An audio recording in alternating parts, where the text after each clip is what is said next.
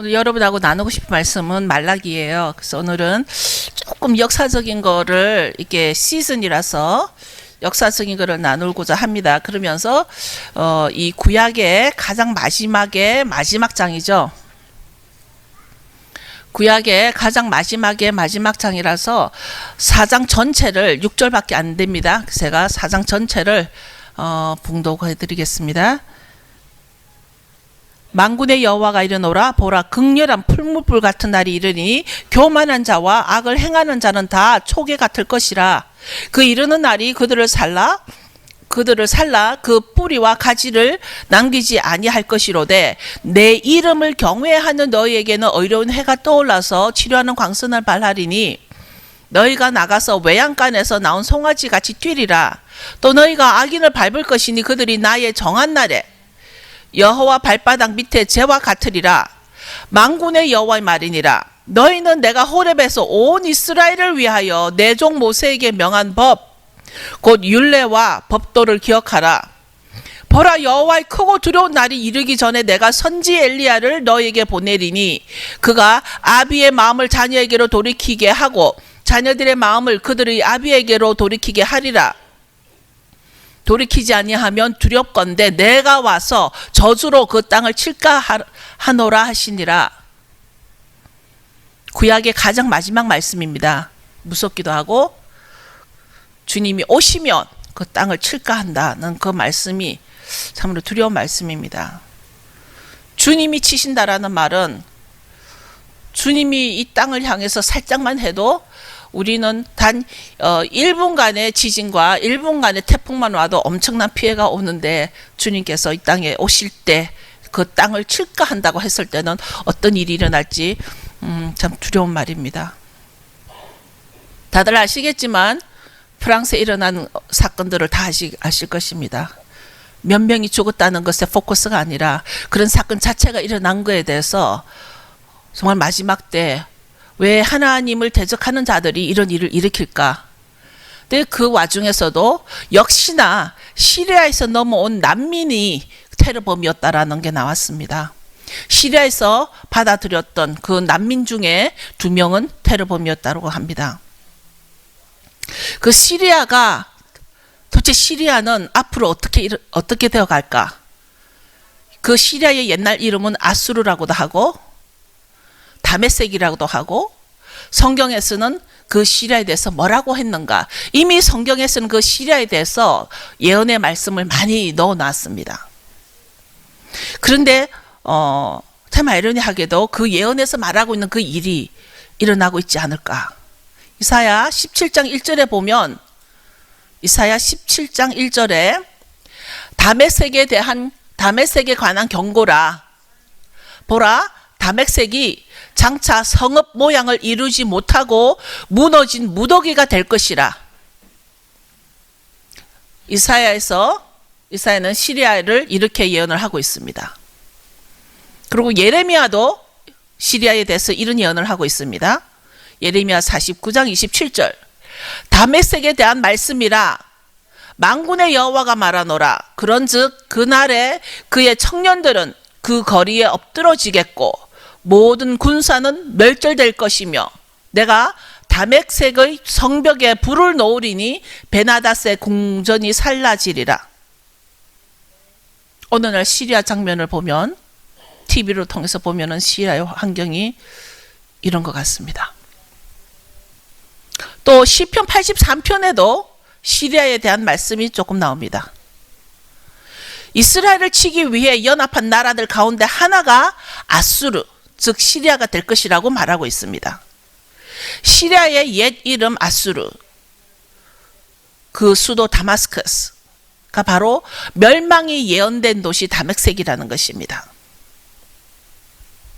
성경은 이미 구약에서도 선지자들을 통해서 오늘날과 이 같은 일은 앞으로 그 옛날에 오늘날 일어나는 이 일들을 다 성경에서는 예언을 하고 있는 것입니다. 교회 안에서 모든 교회 안에서 성경의 말씀만을 그동안 계속 설교하고 성경의 말씀만을 선포했더라면 아마 많은 사람들이 성경의 중요성을 깨닫고 성경의 말씀을 더욱더 귀하게 여기지 않았을까 하는 생각을 합니다. 말라기 하면 우리가 먼저 구약의 가장 마지막 책이다, 그런 생각이 들죠. 그러니까 말라기라는 뜻은, 그 말라기 선지자 그 이름의 뜻은 바로 나의 천사라는 뜻이죠. 히브리 말로는 말라치. 그러니까 말라기는 본래 바빌론 포로 시대였던 BC 444년에서 430년까지 활동했던 선지자였다고 합니다. 그때는 이 바벨론에 이스라엘이 포로로 가 있던 그 3차 포로 귀환 이후에 재건되기 시작한 때라서 포로 시대 이후라 그런지 이 말라기는 그 이스라엘에 있는 이스라엘의 종교 지도자들과 제사장들의 그 부패에 대해서 책망하고 있는 말씀으로 이루어지고 있습니다. 그런데 그때 말라기는 그때로부터 400년 후에 일어날 일을 예언하고 있는데, 그것은 바로 세례 요한을 말하고 있습니다.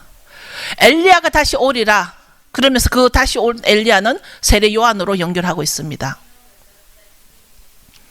그래서 말라기는 이 말씀 가운데 아주 형식적이고 성의 없는 제사를 지내는 그 제사장들과 종교자들을 책망하고 있죠. 그래서 신학에서는 말라기 이후를 침묵시대라 그럽니다. 왜 침묵시대를 하냐면, 선지자들에게, 구약에는 말라기라든지 이사야라든지 아모스라든지 여러 선지자들에게 하나님의 음성을 통해서 그 시대에 일어날 일을 미리 예언을 했었는데, 이 말라기를 끝으로 이제는 선지자들에게 주님의 말씀이 없었던 것입니다. 어떤 사건이 없었던 것이 아니라 하나님께서 더 이상 하나님의 말씀을 전해주는 선지자들이 일어나지 않았던 것입니다. 그래서 우리는 이때를 침묵기간이라고 그럽니다. 하나님께서 침묵하셨기 때문에. 근데 오늘날 우리에게 아주 많은 영향력을 미치고 또 하나님의 때와 하나님의 법을 변개시켜서 어느 날까지 우리를 혼동케 하는 사건들이 이때 일어난 것입니다. 이 그 400년 침묵 기간 동안 이때가 아주 지금까지 이 시간까지 우리에게 아주 영향력을 미치고 있는 사건들이 일어난 것이 바로 이 그 400년 하나님께서 침묵하실 때 인간의 역사는 여기에서 많은 혼동을 일어나게 하고 있습니다. 하나님의 선지자들에게, 하나님께서 선지자들에게 말씀이 없으니까 마치 사사기 때처럼 그때의 이스라엘의 왕이 없으므로 사람들이 각각 그 소견에 옳은 대로 행하였더라.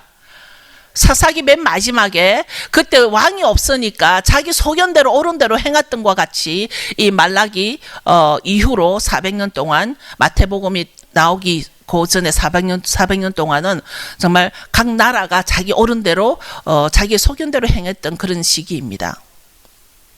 이제 말라기 이후에 하나님께서 인간의 모습으로 이 땅에 오셔서 첫 사역이 가나안의 혼인잔치였다는 것을 지난주에 제가 여러분하고 나눴죠. 근데 잠시 이 부분을 조금 나누고 싶은 마음은 뭐냐면, 그 이후에 계속 제가 묵상 가운데 주님께 여쭙습니다. 왜 하필 혼인잔치였으며 그것이 주님의 가장 제일 첫 사역이었고 왜 하필 하인더러 물을 길러라 했을까 계속 기도를 해봤습니다. 주님이 주신 말씀은 이 땅에 우리의 신랑 되신 예수님이라는 것을 나타내는 것을 첫 사역에 나타내셨다는 것입니다. 우리의 신랑 되신 예수님, 그 혼인잔치와 연결이 된다는 것입니다. 그러면 왜 물을 길러 오게 했을까? 구약에 보면 이삭이나 또 모세의 아내 시프라나 또 우물가의 여인이나 모두 다 그 신부를 만날 때는 물을 길러 나왔던 사람들입니다. 그래서 구약에서 보면 신부를 찾으러 갈 때도 모든 신부들은 다 물을 깃고 있었다는 것입니다. 그 혼인잔치를 통해서 예수님은 신랑 되신 예수님이고 우리에게 신부를 찾으러 오신 예수님인 것을 우리에게 예표해주고 있는 것이 바로 지난번에 나눴던 그 말씀입니다. 이제 12월 11일이면 저희 교회에서 한우카 절기로 큰 잔치를 할 것입니다. 해마다 저희가 해오고 있죠. 한우카 절기. 12월 11일 샤bat 시간에 우리 교회에서도 한우카 즐거운 시간을 보낼 텐데, 올해 한우카는 본래 12월 6일부터 14일까지예요. 한우카는 본래 8일간의 절기입니다. 8일간이고 그래서 12월 6일부터 14일까지인데 요번에 우리와 같이 한우카를 즐기기 위해서 한국에서 또 미국에서 또 미국 여러 지역에서 저희 교회에 많은 방문자들이 올 것입니다. 한우카는 우리가 빛의 절기고 또 정결의 시간이라고도 하고 성전 청소 등 많은 의미가 있는 절기지만 이것은 꼭 지켜야 되는 절기는 아니에요. 왜냐하면 성경에서는 이 절기를 꼭 지켜라라는 말은 없어요. 다시 말하지만 성경에서는 이 절기는 꼭 지켜라, 기억해서 너희 자손 대대로 기억해서 지켜라라는 절기가 있고, 절기는 절기인데 꼭 지켜라라는 말씀이 없는 절기도 있습니다. 그것이 바로 이 한우카 절기입니다. 그러나 예수님께서는 수전절이라고 해서 요한복음 10장에 솔로몬 성전을 찾아오신 것을 요한복음을 통해서 알 수가 있기 때문에 예수님께서 한우카를 지내셨으므로 저희도 한우카를 지내게 되는 것이고, 한우카의 배경을 알면 기독교의 역사를 이해하는 데 많은 도움이 되고, 또 그것이 기독교 역사에 잘못된 오류도 있는 것을 이 한우카를 통해서 알 수가 있습니다. 우리가 역사를 알면 나를 점검할 수가 있고, 또 역사를 알면 그 진리도 알 수가 있는 것입니다. 이제 BC 722년에 북이스라엘이 아수르의 침략을 당하죠. 이제 남유다는 나중에 페르시아의 포로로 잡혀가게 됩니다. 너무나 잘 아는 역사들이죠. 근데 그때 페르시아에 잡혀가 있는 유대인들이 역사적으로는 200에서 300만의 유대인들이 포로로 잡혀갔다 그럽니다. 이제 그들 중에 1차 귀환이 있었는데 그 1차 귀환은 스룹바벨이 그 포로로 잡혔다가 예루살렘으로 와가지고 한 일이 솔로몬 성전을 재건하였죠. 그리고 또 귀환한 포로들은 오자마자 항상 성전 재건을 제일 먼저 하게 됐고, 그때가 바로 BC 538년이었다고 그럽니다.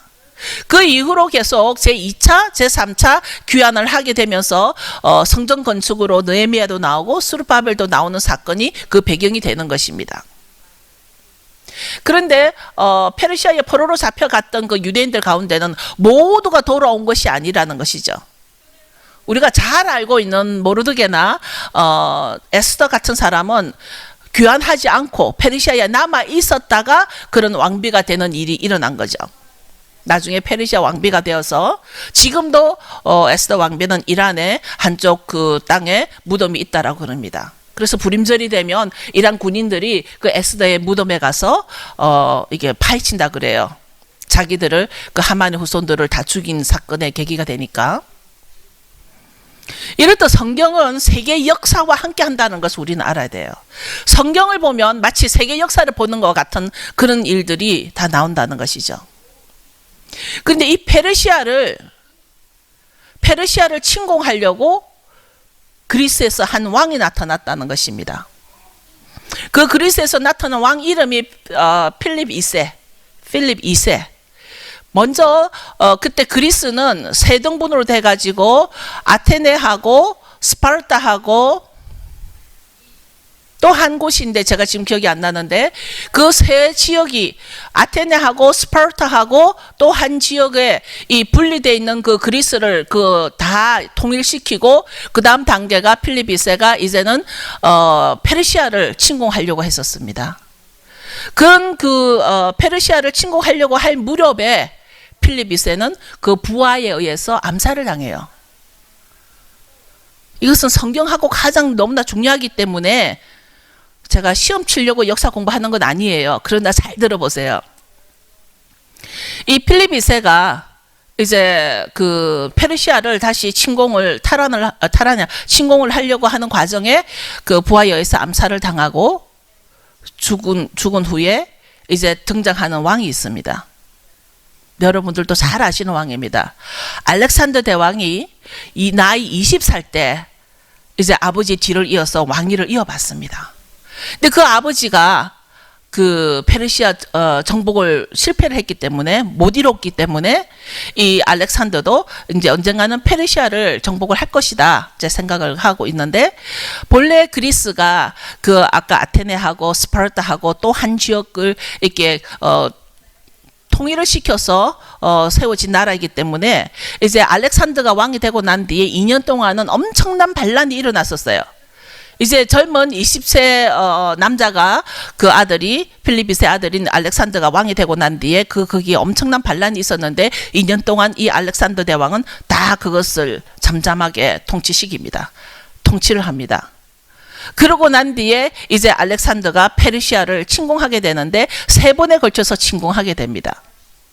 3번에 걸쳐서 침공하게 되고 이제 이 페르시아를 멸망시킴으로써 세계 역사 속에서 이제 페르시아가 막을 내리게 되죠. 즉 이란이 막을 내리게 됩니다. 그때. 그러면서 이제 그 알렉산더가 시작하면서 어떤 시대가 시작이 됐냐면 이제 헬라 시대가 시작이 된 거예요. 헬라 시대가. 이 헬라 시대가 시작되면서 성경에 미친 영향력에 대해서 이제 본론을 나누고자 합니다. 이 알렉산더는 정복한 나라들마다 알렉산더 많은 나라를 정복했죠. 그 지중해 여러 나라들을 다 정복을 했죠. 그 정복한 나라들마다 그 통치하기 위해서 통치의 일환으로 어떤 한 문화를 펼치는데 그 문화가 바로 헬라 문화를 가지고 통치를 하는 거예요. 그것을 우리가 알렉산더의 헬라 문화 정책이라 그럽니다. 헬라 문화 정책으로 거기에서 모든 그 철학이나 모든 정치나 이런 문화를 가지고 그 나라를 통치하게 되는 것이죠. 그때 지중해 일대와 소아시아를 모두 헬레니즘으로 장악을 하게 되는 것입니다. 이 알렉산더가 헬라의 모든 것을 사랑했던 것 같이 헬라 문화 정책으로 그 다른 나라들을 다 이제 그 제국화하는 것이죠. 그래서 그리스 제국이 나온 것이죠. 헬라 문화로 제국화하는 것입니다.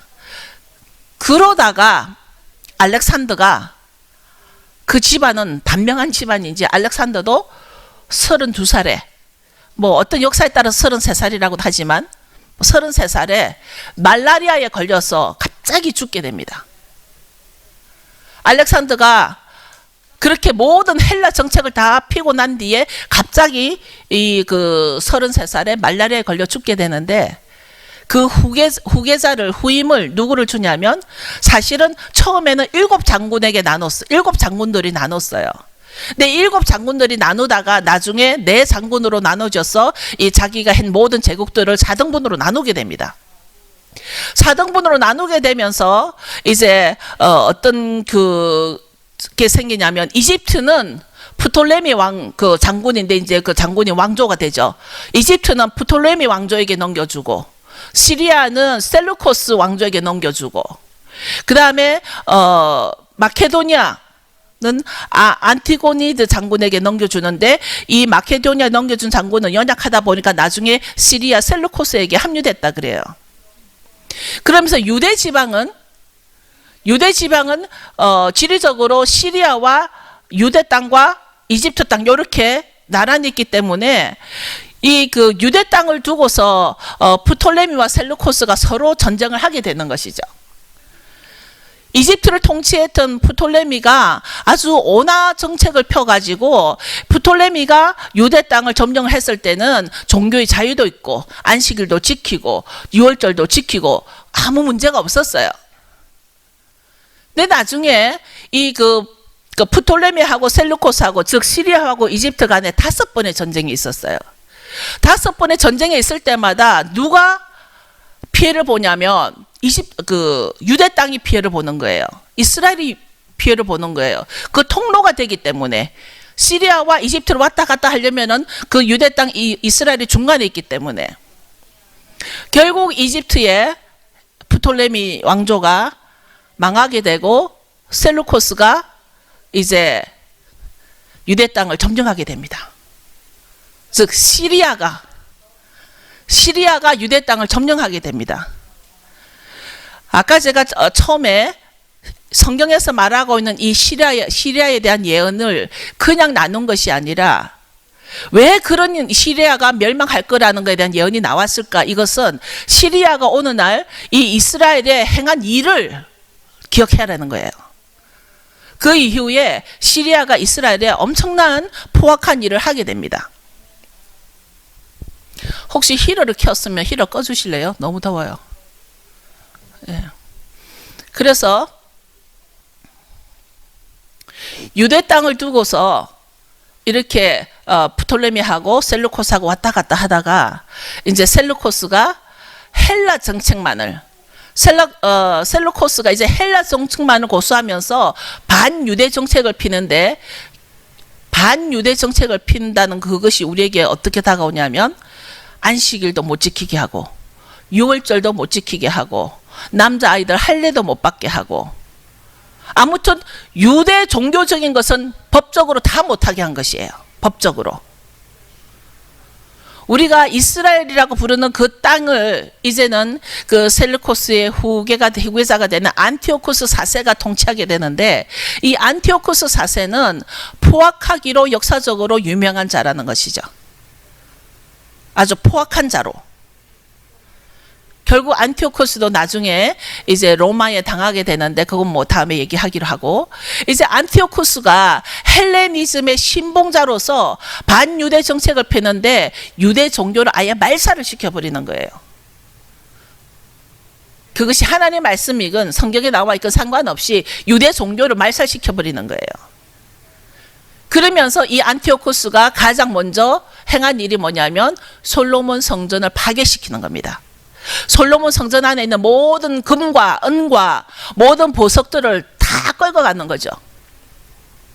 다 끌고 가고, 그뿐만 아니라 유대인들이 가장 가증히 여기는 돼지의 피를 제단에 뿌려버립니다. 솔로몬 성전에.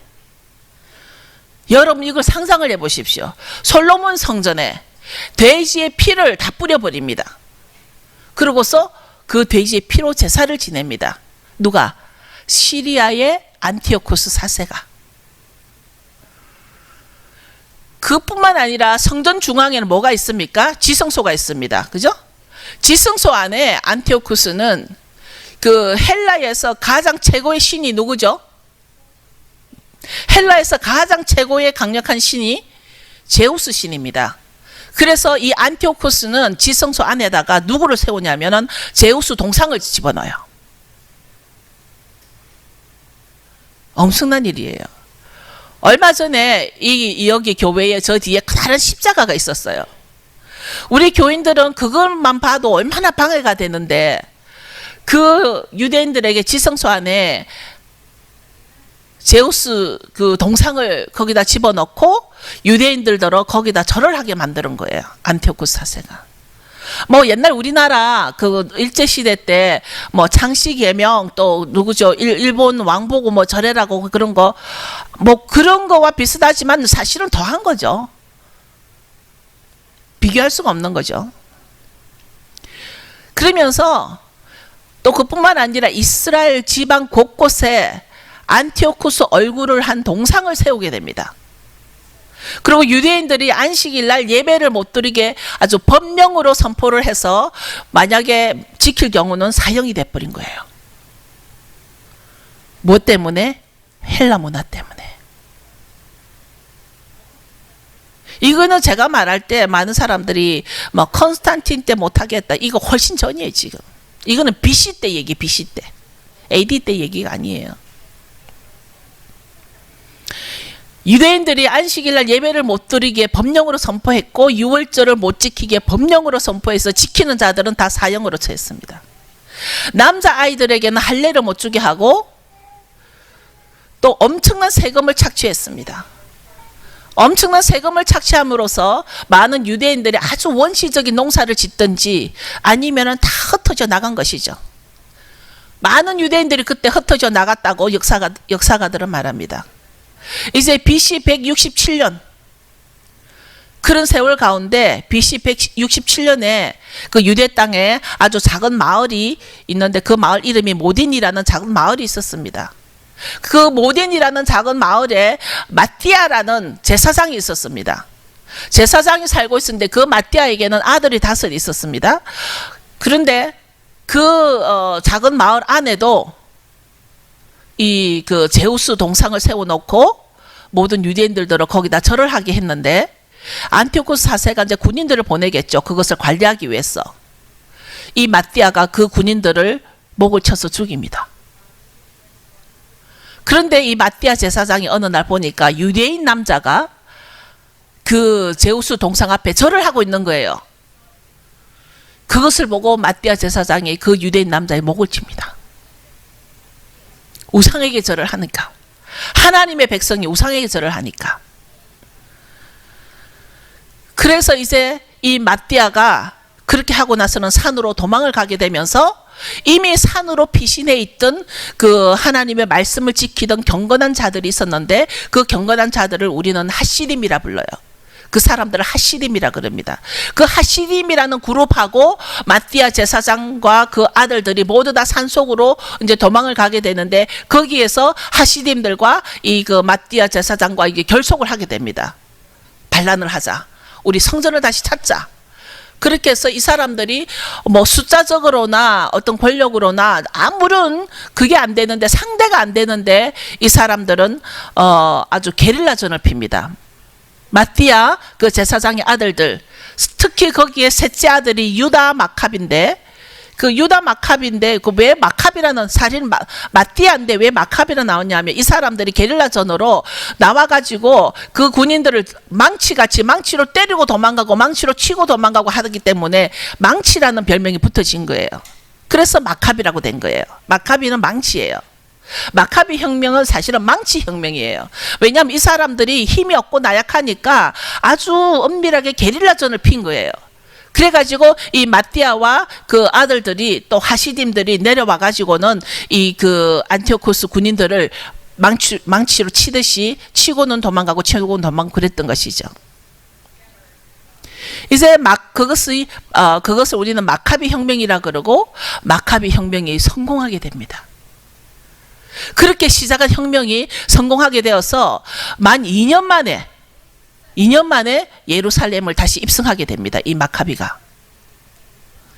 마카비가 다시 성전 탈환을 하고 난 뒤에 가장 먼저 한 것이 뭐냐면 성전에 뿌려져 있는 돼지 피를 제거하기 위해서 그것은 물로 씻을 수도 없고 뭘로 할 수도 없기 때문에 그 묻은 돌들을 다 제거해 버립니다. 솔로몬 성전의 돌들을 다 제거해버리고 새로 돌들을 갖다 놓습니다. 새로 돌들을 갖다 놓고 이제 성전 청소를 하게 되는데 가장 문제가 성전은 불이 꺼지면 안 됩니다. 그죠? 특히 솔로몬 성전에는 불이 꺼지면 안 됩니다. 솔로몬 성전에는 불이 24/7 늘 켜져 있어야 되는데 그 성전에 쓸 수 있는 기름은 하루치밖에 없었던 거예요. 그 메노라에 우리 교회도 메노라 있잖아요. 그 메노라에 성전 불을 켜야 되는데 그 기름은 올리브 기름으로 정결을 의식을 치른 아주 특별한 기름으로 불을 켰던 것이죠. 솔로몬 성전에. 그런데 그 기름이 없던 거예요. 하루치밖에. 근데 그 기름을 다시 만들려면 8일이 걸린다는 거예요. 그 기름을 다시 올리브에서 정결의식을 거쳐서 정결하게 만들기에는 8일이 걸리는데 사용할 수 있는 것은 하루치밖에 없었던 거예요. 그래서 이 하루치 기름을 불을 켰습니다. 그런데 이 하루치 사용되는 기름이 8일간을 간 거예요. 근데 여러분 TV를 보셔서 아시겠지만 이제 저도 가면 보게 되겠지만 이 성전에 불을 켜는 이 불이 그냥 작은 이런 불이 아니에요. 아주 온 동네를 밝힐 수 있는 아주 큰 불이었어요. 그러니까 기름 소모가 많이 되겠죠. 근데 그 하루치 기름으로 그 불이 8일간이 켜졌다는 것입니다. 무슨 말이냐면 그 다음에 그 기름이 준비될 때까지. 그래서 한우카는 기적이라 그러고 그래서 그것을 우리는 한우카 절기라는 것입니다. 그 기적을 우리는 한우카라는 것입니다. 제가 해마다 이때 되면 이 설교를 하는데 이 설교를 할 때마다 새로운 분이 계시는데 오늘은 우리 권사님 때문에 제가 이 설교를 하게 되는 것입니다. 이 한우카 절기가 그래서 삐세 절기라 그러기도 하고 정결의 절기라 그러기도 하고 요한복음 10장 22절에 예수님도 수전절이라고 나와요. 이 수전절에 예수님께서 솔로몬 행각을 거니르셨다 이렇게 돼 있습니다. 이제 그날부터 빛의 절기라 해서 오늘날까지 내려오고 있는데 이때부터 다시 유대인들에게는 종교의 자유가 온 거예요. 종교의 자유. 유대인들이 가장 추구하는 것은 어떤 좋은 차도 아니고 좋은 집도 아니고 종교의 자유였던 거예요. 하나님을 섬길 수 있는 오직 유일신 하나님 엘로힘 엘샤다이 아도나이 에카드 그런 오직 한 분이신 하나님을 섬기는 것이고 그런 종교의 자유를 갖게 된 것입니다. 이제 그 마카비 가문도 이제 문제가 생기는데 이제 큰형 죽고 둘째 형 죽고 셋째 형 죽고 이제 단자 형들이 죽었습니다. 이 마카비 혁명으로 이 그 유대가 독립이 된 게 한 100년을 누려요. 그 안에서도 그 로마 식민지와 헬라 정책 그 사이에서 100년을 마카비 유대 독립 시대를 누립니다. 그 100년 안에 이제 마카비 가족들이 다 죽고 맨 막내가 되는 요나단 마카비가 이제 나타나게 되는데 이 요나단 마카비가 그 왕이 되는 거예요. 왕이 되면서 이 요나단 마카비가 자기 스스로 자기를 대제사장으로 임명을 하게 됩니다. 여러분, 대제사장은 이스라엘에서 어떻게 이루어집니까? 혈통으로 이루어지잖아요. 아론의 그 후손으로 또 레위 지파로 혈통으로 제사장이 일어나야 되는데 이 요나단 마카비가 자기 스스로 제사장이 아니고 대제사장을 임명을 하게 되는 것입니다. 그랬더니 반란이 또 일어납니다. 지금 겨우 종교의 자유를 얻어가지고 유대 독립 시대를 맞이하고 있는데 아직 100년 정도 뭐 그 중간이기 때문에 그밖에 안 됐는데 또 유대 사회 안에서 또 반란이 일어납니다. 누구를 대적해서 요나단 마카비를 대적해서. 왜냐하면 혈통이 아닌 권력으로 임명이 됐기 때문입니다. 이때부터 정통 대제사장이 아닌 불법 대제사장이 나타나게 된 것입니다. 이때 가장 먼저 누가 강력하게 반발을 했냐면 에세네파. 이 에세네파는 어디서 나왔냐면 제가 아까 마카비 제사장하고 산으로 도망간 그룹이 있었다 그랬죠. 누구라 그랬어요? 하시딤. 정결한 사람들이라는 뜻의 하시딤. 이 하시딤은 알아두셔야 되는 게 뭐냐면 이 하시딤 안에서 에세네파가 나오고 바리새인이 나오고 사두개인이 나와요. 이 하시딤 안에서. 이게 바리새인은 거기에서 분리돼서 나왔다 그래가지고 바리새인이라 그래요. 분리된 자. 그건 또 다음에 또 제가 나눌 시간이 있겠죠. 이렇게 해서 이스라엘 역사 가운데 이때를 하스모니안 왕조라 그러는데 약 100년간 이스라엘을 통치하게 됩니다.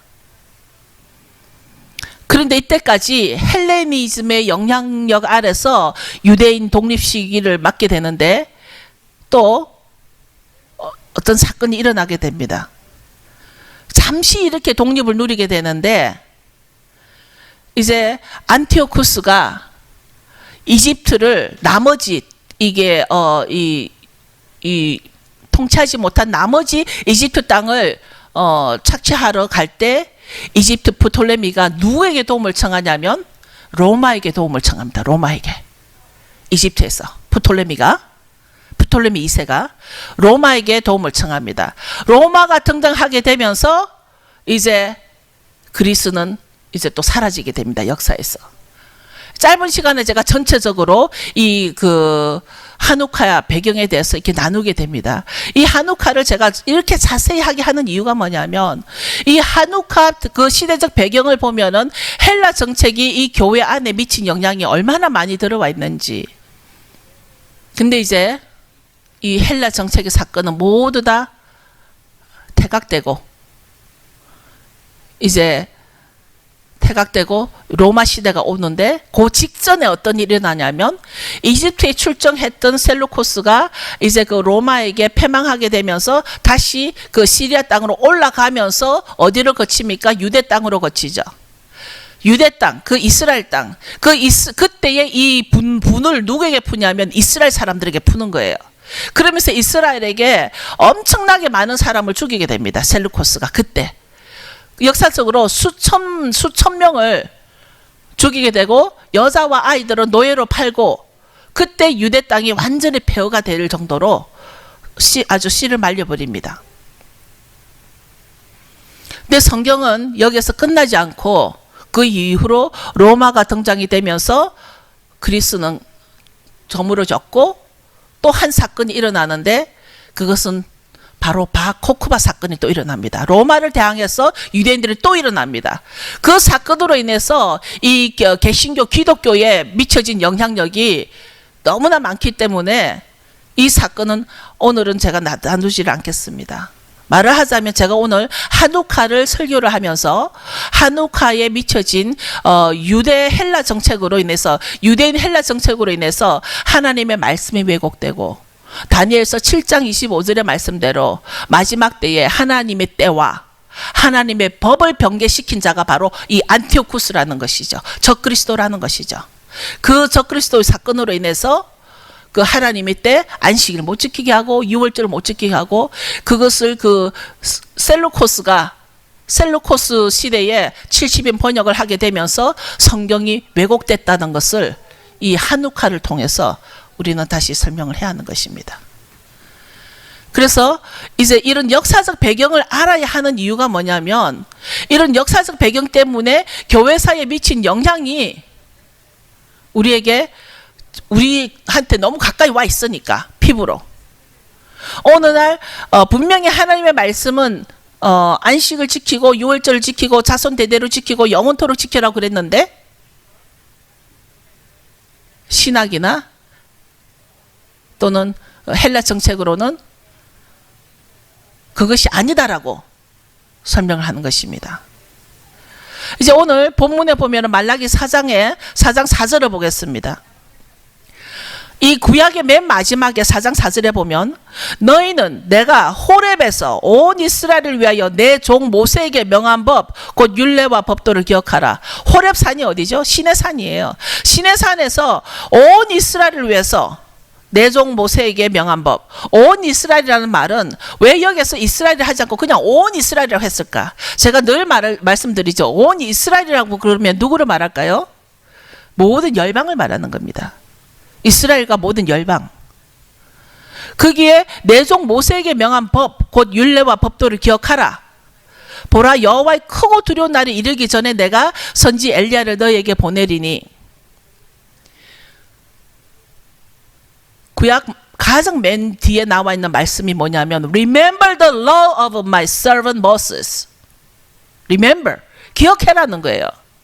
그러니까 우리는 우리의 기억을 다 없애기 위해서 말씀을 다 빼버린 거예요. 성경은 끝까지 기억하라. 이 날을 기억하라. 모세에게 준 내 말을 기억하라.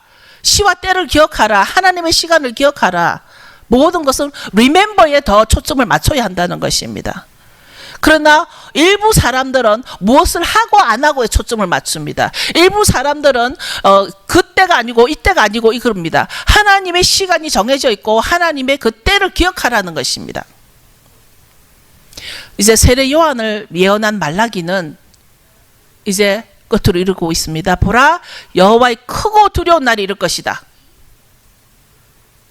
400년 후에 태어난 그 세례 요한을 설명을 하면서 엘리야로 설명을 하면서 그 전에 엘리야를 너에게 보낼 것이다.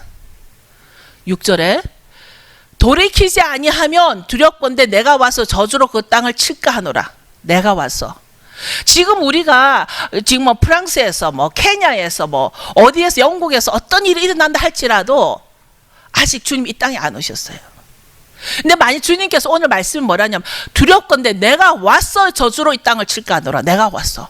주님이 오셔서 이 땅을 칠 때는 우리가 상상을 할 수 없을 만큼 그거야말로 환난 가운데 환난일 것입니다. 근데 주님 우리에게 미리 경고하십니다. 돌이키라. 돌이키라. 너희들 돌이키라. 성경은 끝까지 하나님의 시간을 리멤버하고 너희들은 돌이키라. 돌이키지 아니하면 내가 오면 그 땅을 칠 것이다. 우리가 신앙생활을 뭐 구태여 힘들고 어렵게 해라는 것은 아닙니다. 그러나 신앙생활을 너무나 이런 두려움 없이 너무나 자기 편리한 대로, 내 편한 대로, 내가 알고 있는 대로, 내 지식대로, 내 방법대로 너무나 인본주의적으로, 우리가 신앙에서 빠져야 될 거는 인본주의가 빠져야 되는 거예요. 우리 신앙에서 가장 중심은 하나님 중심이 돼야 되는데 신앙생활 가운데서도 인본주의가 앞서버리는, 그건 신앙이 아니라는 거죠.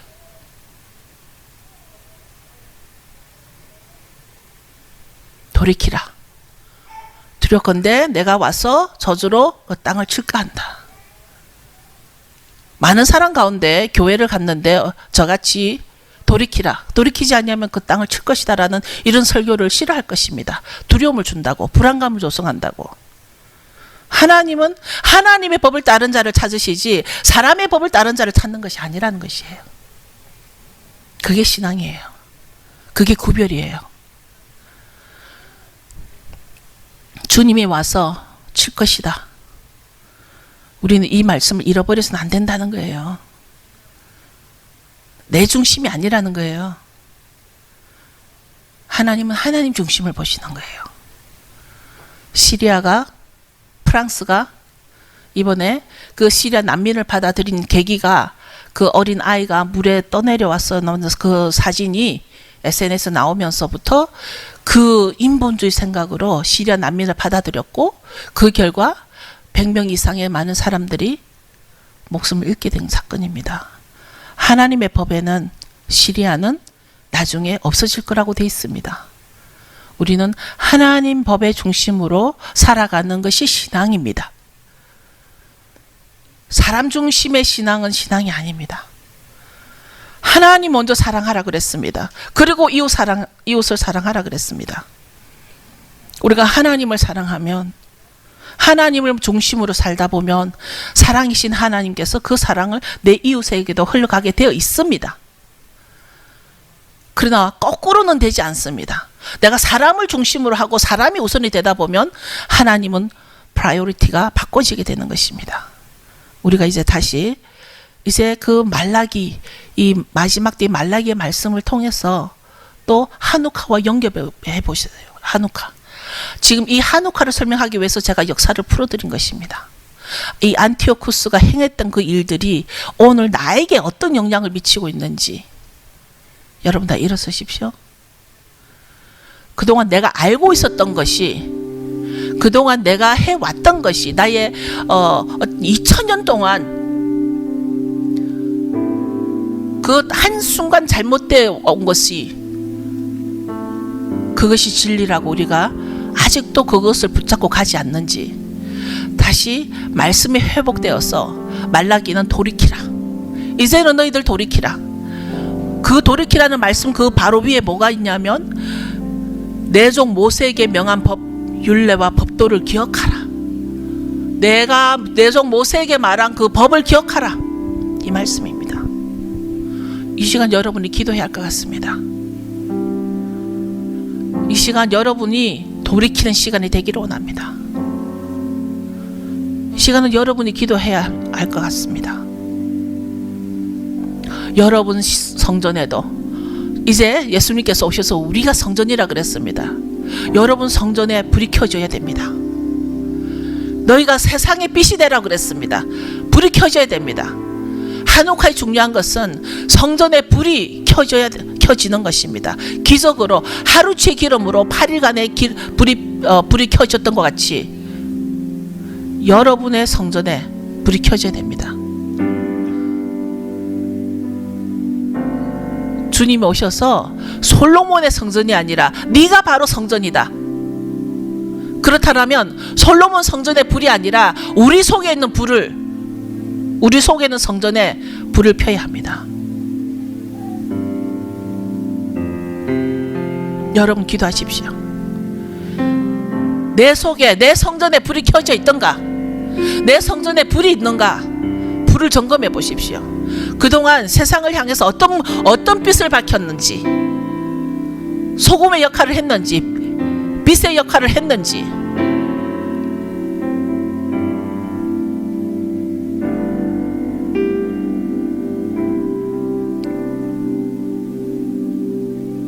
시간 여러분들이 잠잠히 여러분의 성전을 점검해 보십시오. 성전 청소가 되어 있습니까? 혹시 여러분 성전에도 돼지의 피로 제사를 지냈습니까?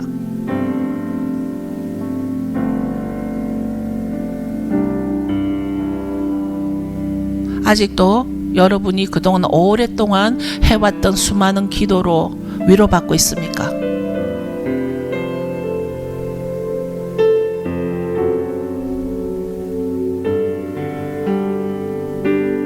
아직도 여러분의 타이틀로 위로받고 있습니까?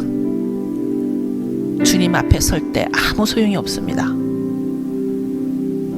목사인 저 자신도 주님 앞에는 목사로 서는 것이 아니라 주님 앞에 한 지체로 서서 심판을 받게 될 것입니다. 두렵고 떨리는 마음입니다.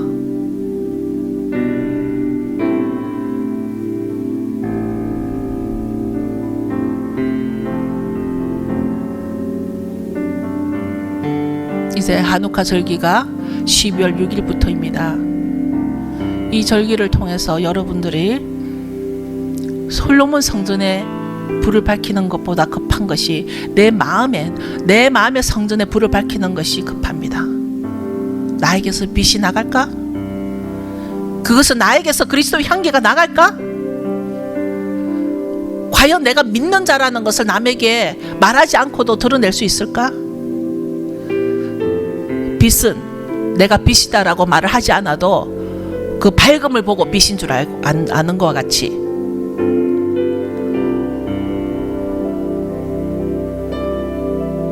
구태여 내가 누구라고 말하지 않아도 내가 빛이 나면 빛은 저절로 빛나게 되어 있습니다. 밝혀줍니다.